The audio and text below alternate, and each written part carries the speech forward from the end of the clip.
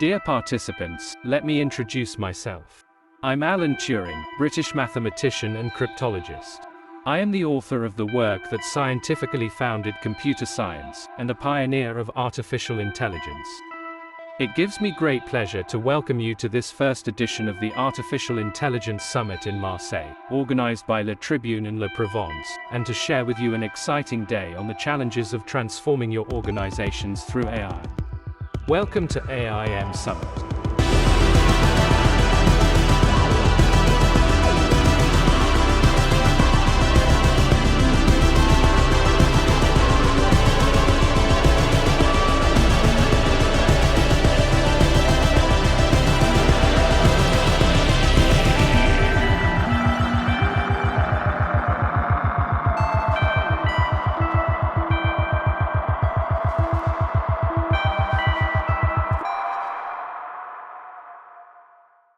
Monsieur le commissaire européen, cher Thierry Breton, monsieur le président de la région, cher Renaud Muselier, vous êtes 1500 participants ce matin. Bienvenue à un match exceptionnel, bienvenue à l'AIM.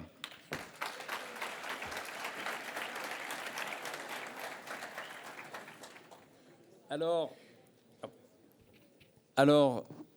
vous le savez bien, quand on est ici au Stade Vélodrome, on a encore dans nos mémoires cette fabuleuse performance de l'Olympique de Marseille, champion d'Europe de la Ligue des Champions il y a maintenant un certain nombre d'années. Finalement, en venant ici ce matin, je me disais, Marseille était capitale européenne de la culture, c'était il y a 10 ans. Et pourquoi pas, Marseille ne serait pas une capitale européenne de l'intelligence artificielle dans 10 ans. Nous le voyons bien, accélération de cette révolution. Pas plus tard que dimanche dernier, à l'occasion de la sortie de la Tribune Dimanche, nous avions justement, avec notre rédaction, ce supplément, la Tribune Future, comment prendre la vague. Alors, est-ce qu'ici, à Marseille, on va bien savoir prendre cette vague? Ça va être tout au long de la journée, avec de grandes entreprises, de grands entrepreneurs qui vont venir répondre à cette question. Saurons-nous prendre cette vague ici, dans cette région sud? C'est l'occasion ici, avec les équipes de la Tribune, de lancer une expérimentation sur l'intelligence artificielle avec vous et pour vous aujourd'hui, puisque grâce aux équipes du groupe CMA-CGM, et je voudrais remercier Séverine Grégoire, et les équipes de la Tribune avec notamment Ludovic de Sauté et Grégoire Kuzenberch, eh bien nous allons utiliser l'intelligence artificielle. Alors je rassure, pas pour remplacer nos journalistes, mais au contraire pour être un allié de nos journalistes. Alors ça va consister en quoi? Vous-même, vous allez l'expérimenter durant toute la journée. Dès qu'il y aura des conférences qui se termineront, au bout de 30 minutes, vous aurez la synthèse restituée et ceci envoyé sur votre boîte mail. Voilà, c'est une façon aussi à ce que l'industrie des médias se sert de l'intelligence artificielle pour pouvoir vous apporter le meilleur confort, la meilleure expérience dans nos événements. Ça vous permettra en effet d'avoir la restitution de tout ce qui va se dire. On a souvent des conférences, on se dit, mais tiens, j'aurais bien voulu pouvoir retrouver en mémoire ce qui a été dit par tel ou tel intervenant. Eh bien, pour la première fois, alors ça sera une bêta pour aujourd'hui, mais chaque conférence, au bout d'une demi-heure, vous aurez une restitution grâce à l'intelligence artificielle. Alors bien sûr, pour jouer ce match, car il s'agit d'un match que nous allons jouer aujourd'hui, pas un match de 90 minutes, mais un match d'une journée pleine avec vous tous. Il n'y aurait pas pu avoir ce match sans bien entendu l'engagement de nos partenaires. Alors bien sûr, pour composer une équipe de foot, il faut 11 joueurs, 11 partenaires. Je voudrais remercier, vous pouvez les applaudir dès à présent, le groupe Orange, en numéro 1, le groupe La Poste, numéro 2, Infosys Topaz, joueur numéro 3. Bien sûr, il faut toujours dans une équipe, dans les défenseurs, un bon numéro 4, le groupe Deloitte. En libéraux, j'ai vu tout à l'heure en arrivant, et je me souvenais de ce fabuleux numéro 5 de l'Olympique de Marseille qui était Carlos Moser. Numéro 5 aujourd'hui sur le terrain, ça sera CMA-CGM.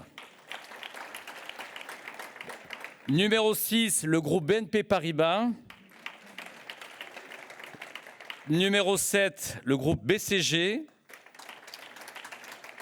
AWS, numéro 8. Numéro 9, le groupe La Provence.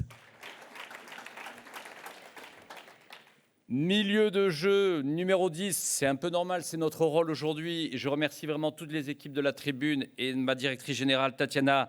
Numéro 10, c'est la tribune. Eh bien, nous arrivons à la transition. Il fallait bien un numéro 11, c'est-à-dire quelqu'un qui soit devant à l'attaque pour vous accueillir et pour ouvrir cette première édition de l'EM. J'appelle le président de la région Sud en numéro 11, Renaud Muselier.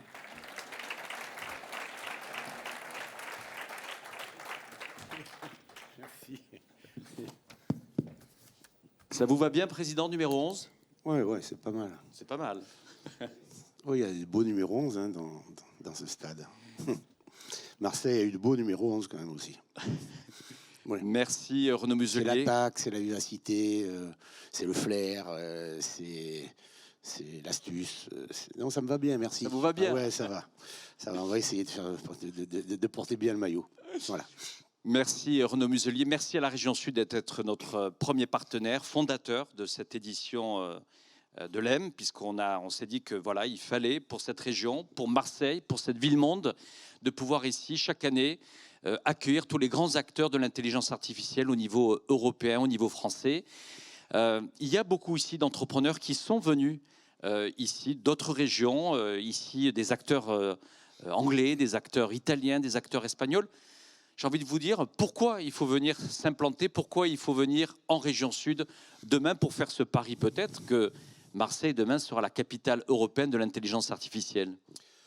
Je ne sais pas si Marseille le sera. Je pense qu'en tout cas, dans la région, on a la capacité de s'appuyer sur nos 3 grosses métropoles. Je me permets d'abord, merci de votre invitation, de votre organisation. La Tribune est un journal où on travaille depuis longtemps ensemble, vous vous développez. Et merci d'avoir cette action sur les territoires français, dans la totalité de notre territoire français, dans nos différentes régions, et votre savoir-faire permet à nos responsables politiques, à nos responsables économiques, de faire en sorte de pouvoir aussi rappeler qu'il n'y a pas que Paris. Ça, c'est le premier volet. Deuxième volet, cette manifestation aujourd'hui est importante. Elle est d'autant plus importante que nous avons ici le commissaire européen, M. Breton. M. Breton est un Français, il n'y a pas beaucoup de commissaires européens français. L'Europe est absolument indispensable. Il a une stratégie de réindustrialisation du continent européen sur la totalité de notre territoire européen, c'est-à-dire notre pays continental démocratique, et on voit bien ce qui se passe à nos frontières, avec l'absolue nécessité de réussir. Et je tiens à le remercier infiniment pour sa présence. Nous travaillons depuis longtemps, de nombreuses années ensemble. L'Europe est, à mon avis, un outil politique, économique indispensable pour notre liberté, pour notre qualité de vie. On a pu dans le passé oublier son influence, son importance en décentralisant ou en délocalisant. Et en étant ici, il rappelle, et il rappellera mieux que moi, à quel point l'Europe est importante et les travaux qui sont nécessaires pour cette réindustrialisation. Je tiens à le souligner. Je vois qu'à côté, il y a une petite place vide, c'est celle vraisemblablement de Rodolphe Saadé, qui est quand même Qui va pas tarder. Qui est un industriel indispensable pour le trafic mondial, pour Marseille, pour la France, et qui a une vision et une structure qui est très importante. Alors à ce moment-là, ça place un peu le niveau. Dans ce niveau-là, en tant que président de région, moi j'ai une mission qui est une mission de développement économique, puisque l'économie, c'est le boulot des régions. Le boulot des régions, et donc nous avons fait une stratégie d'implantation territoriale, de ventilation sur une démarche qui est globalement assez simple. On a 5 millions d'habitants, 6 départements. On est la deuxième puissance économique française derrière l'Île-de-France. On est la deuxième pôle numérique derrière l'Île-de-France. Nous avons le troisième pôle universitaire. Nous avons 3 très grosses métropoles. Nous sommes une puissance économique majeure avec des gros groupes comme Alstom, bien sûr CMA CGM, comme Airbus Hélicoptère, comme Naval Group. Nous avons le Roissy militaire français. On oublie que la moitié des armées françaises sont dans la région Provence-Alpes-Côte d'Azur, entre le premier port Toulon européen de défense. Ce qui fait que, avec nos universités, puisque nous avons la première université francophone au monde, la troisième université avec Nice, nous avons, et les écoles polytechniques, nous avons un savoir-faire industriel de très haut niveau, avec des PME et des TPE ou des ETI qui sont très importantes. Et donc, nous avons la nécessité, nous, à la région, de mettre des moyens financiers. Nous sommes fixés un cap qui est... quels sont les moyens que nous mettons à la disposition de notre politique de développement économique? C'est nous devons faire le lien entre la transition écologique et environnementale, et nous avons fait le premier budget vert d'Europe. Premier budget vert d'Europe, ce qui veut dire que systématiquement, tous les moyens financiers qui sont mis en place par la région sont avec un développement de ce territoire qui est magnifique. On a un des plus beaux territoires européens avec mer et Alpes, territoire qui est du monde entier. On vient bien sûr en France, mais aussi faire du tourisme chez nous, et nous devons le protéger avec nos parcs naturels, mais nos industries. Donc à partir de là, nous avons développé des moyens financiers. Nous avons 3 milliards d'euros dans notre budget. Nous avons doublé, un peu plus, triplé pratiquement notre contrat de plan avec l'État, ce qui nous amène à peu près à un peu plus de 5 milliards. Et nous avons, et nous travaillerons d'ailleurs, nous avons une réunion avec M. Breton tout à l'heure, nous avons à peu près 10 milliards d'euros qui viennent dans la région en plus, ce qui veut dire que nous allons avoir dans la période... Durant la mandature que j'ai l'honneur de présider en tant que président de région avec ma majorité, près de 30 milliards d'euros que nous allons injecter dans la région. Donc au profit de quoi? Au service de quoi? Et vous avez souligné tout à l'heure en commençant qu'il y a 10 ans, il y avait Marseille, capitale européenne de la culture. C'est moi qui m'en occupais à la mairie. C'est moi qui m'en occupais. Il y a des moments dans la vie où il faut savoir se servir des opportunités pour développer son territoire, quel que soit Marseille. On a Marseille, dans la région Provence-Alpes-Côte d'Azur, on a eu le rugby qui nous a amené le plein à Toulon, à Nice, à Marseille, la totalité de nos hôtels. Mais nous avons les Sud-Africains étaient à Toulon. C'est des milliers d'heures d'antenne. On a fait des réunions économiques avec la totalité des partenaires pour pouvoir démultiplier les investissements potentiels. Il y aura les Jeux Olympiques que nous avions obtenus à l'époque avec la voile ici. On a une des plus belles rades du monde. Et donc c'est un moment aussi pour faire valoir l'activité économique et puissance intellectuelle de la région. Il faut se servir de ces moments-là. Et nous nous inscrivons aussi, nous aurons la réponse la semaine prochaine sur les Jeux Olympiques d'hiver dans la région Provence-Alpes-Côte d'Azur, où nous sommes mariés avec Laurent Wauquiez, de façon à ce que la totalité de nos Alpes puisse accueillir aussi. Et ça donne à ce moment-là une dimension de démarrage économique, industriel, économique, social, solidaire, qui pousse les choses. Alors vous allez me dire, mais pourquoi tout ça? Tout ça parce que finalement, après, l'avenir passe par l'intelligence artificielle. Voilà. On peut le prendre dans tous les sens.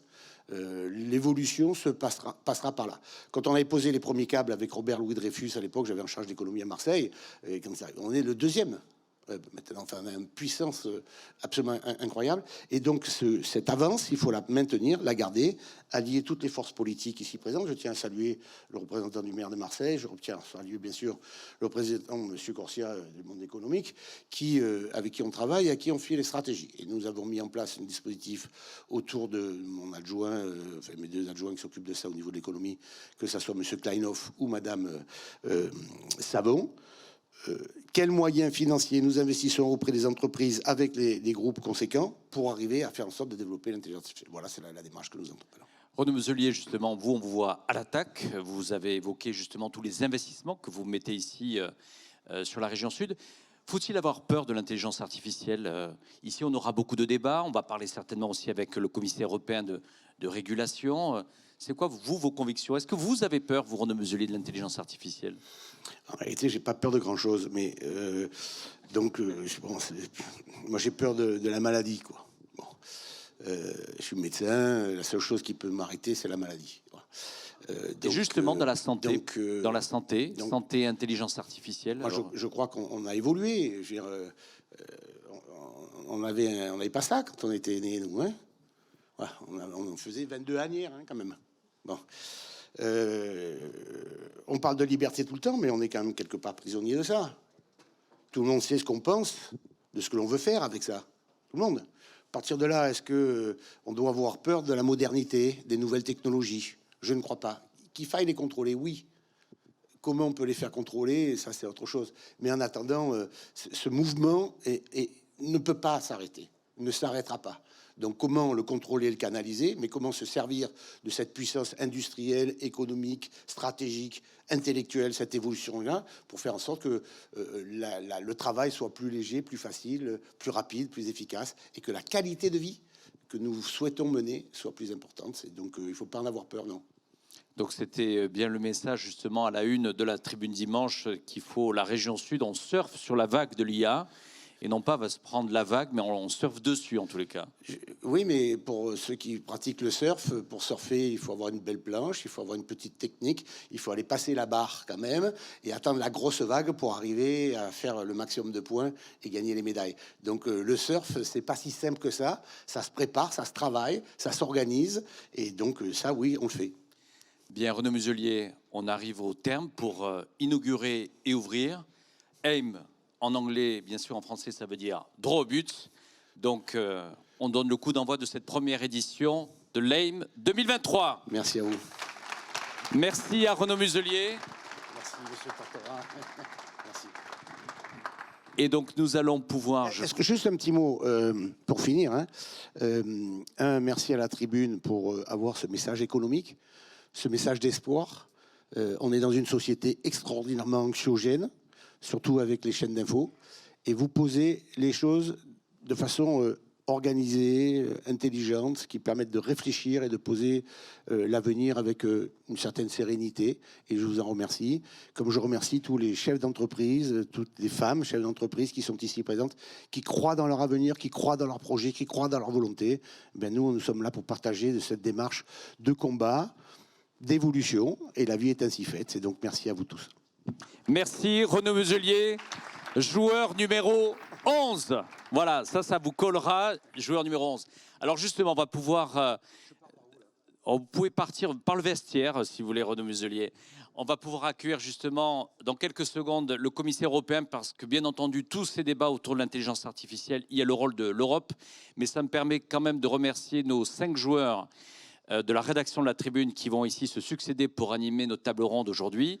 Je remercie Laurence Bottero, Raphaël Duchemin, Sylvain Roland, François Manens et Philippe Mabi.